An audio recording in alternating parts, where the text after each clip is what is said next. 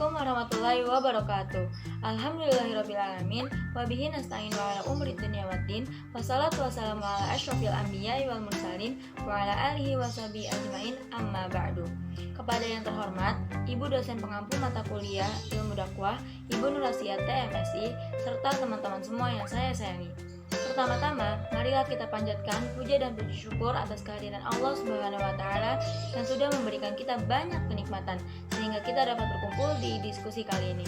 Yang kedua, salawat serta salam tak lupa kita selalu curahkan kepada baginda kita Nabiullah Muhammad SAW yang telah membawa kita dari zaman kegelapan menuju zaman yang terang benderang ini. Langsung saja, saya akan membacakan anggota dari kelompok 5. Yang pertama, saya, Marsha Aulina, selaku moderator sekaligus penulis makalah. Selanjutnya, ada Muhammad Saripan, selaku pemateri dan penulis makalah. Kemudian ada Muhammad Nurrahman, Misbahuddin, dan yang terakhir Muhammad Ilham Umami.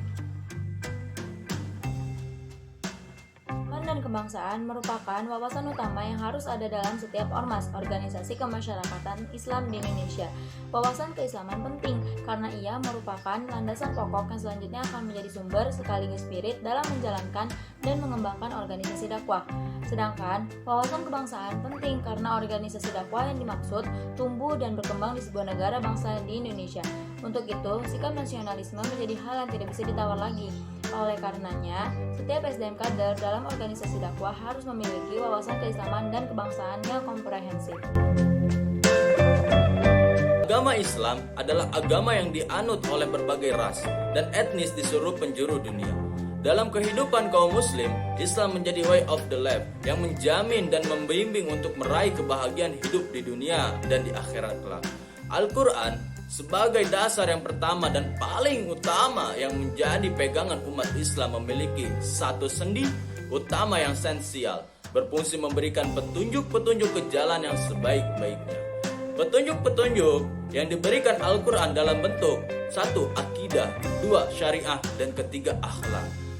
Dengan jalan meletakkan dasar-dasar prinsipil mengenai persoalan-persoalan tersebut, dan Allah Subhanahu wa Ta'ala menugaskan Rasulnya untuk memberikan keterangan yang lengkap mengenai dasar-dasar itu.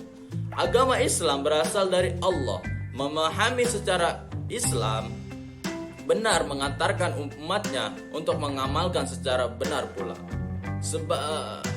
Sekarang ini problematika umat yang mendasar yaitu ketidakpahaman terhadap Islam sebagaimana yang dikehendaki Allah dan Rasulnya. Oleh karena itu, memahami dinul Islam adalah suatu keharusan bagi umat Islam. Terminologi Islam secara bahasa memiliki beberapa makna. Makna-makna tersebut ada kaitannya dengan sumber kata dari Islam, yaitu notabene berasal dari bahasa Arab. Islam terdiri dari huruf dasar bahasa Arab, sin, lam, dan mim. Beberapa kata dalam bahasa Arab yang memiliki huruf dasar yang sama dengan Islam memiliki kaitan makna dengan Islam. Disitulah kita bisa mengetahui makna Islam secara bahasa. Jadi, makna-makna Islam secara bahasa antara lain ismahul wajh, menundukkan wajahnya. Alistislam, berserah diri. Assalam, selamat dan sejahtera. Assalama, suci atau bersih. Asilmu, berdamaian. Dan sulhan, tanggap atau bertahap. Di semula yang dijelaskan di atas tidak keliru jika kata Islam pada ayat ini dipahami sebagai ajaran yang dibawa oleh Nabi Muhammad SAW. Karena tidak baik dari tinjauan agama maupun sosiologis, itu nama ajaran yang disampaikan oleh Nabi Muhammad SAW dengan secara akidah Islamiyah. Siapapun yang mendengar ayat tersebut dituntut untuk menganut ajaran yang dibawa oleh Nabi kita Nabi Muhammad SAW. Walaupun di sisi Allah semua agama yang dibawa oleh para rasul adalah Islam, sehingga siapapun sejak Adam hingga akhir zaman yang tidak menganut agama sesuai. Problematika sosial atau fikih al-waqi. Pergeseran zaman yang cepat dibarengi pula dengan pergeseran budaya anak zamannya, sehingga hal-hal yang berlaku pada zaman terdahulu pada masa sekarang cenderung berubah. Dengan demikian, hukum-hukum Islam yang bersandarkan pada realitas sosial masa lalu juga mengalami pergeseran. Dapat disimpulkan, problematika sosial itu merupakan suatu ketidaksesuaian antara unsur-unsur kebudayaan atau masyarakat yang membahayakan kehidupan sosial. Selanjutnya adalah fikih al-waqi. Apa sih fikih al-waqi? Fikih al-waqi adalah ilmu yang memahami tentang realita kehidupan atau suatu pemahaman terhadap hukum Allah Subhanahu wa taala di dalam Al-Qur'an dan sunnah Rasulullah SAW yang diterapkan pada suatu peristiwa atau masalah yang muncul dalam kehidupan sehari-hari. Istilah fikih al-waqi agak berbeda dengan pengertian fikih secara umum. Fikih secara umum adalah pengetahuan hukum yang dihasilkan oleh ijtihad, sedangkan fikih al-waqi adalah hasil ijtihad yang bertolak dari kenyataan objektif kehidupan manusia dan langsung diterapkan dalam kehidupan sehari-hari. Akan memberikan contoh sedikit tentang fikih al-dalil. Patut kita sadari bahwa seorang muslim belum tentu mengikuti ajaran Islam secara kafah atau menyeluruh. Tentu ada juga dari orang-orang muslim yang radikal atau terlibat terorisme, seperti kejadian bom bunuh diri dan lain-lain. Itu yang membuat citra nama orang Islam itu menjadi jelek, citra nama muslim itu menjadi jelek.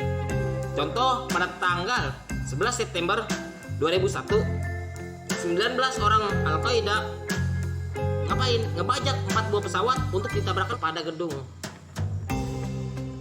Membuat citra umat muslim ini menjadi jelek. Tapi kita mengambil sejarah ke masa lalu.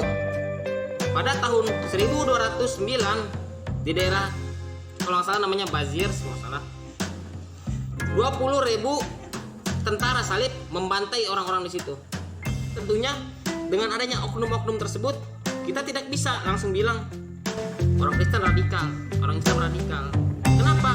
Karena semua agama itu pasti mengajarkan kepada suatu kebaikan, bukan suatu kejahatan. Dalam agama Islam pun mengajarkan kepada suatu kebaikan yang sudah banyak tertera di dalam Al-Quran dan juga hadis-hadis Nabi Muhammad SAW. Contoh fikih al-waqi. Salah satu contoh fikih al-waqi adalah transaksi giro di bank syariah dalam form akad yang disepakati bahwa akad antara bank dan nasabah adalah akad wahidah. Namun setelah ditelaah lebih dalam, akad yang terjadi adalah akad qard. Mengapa demikian?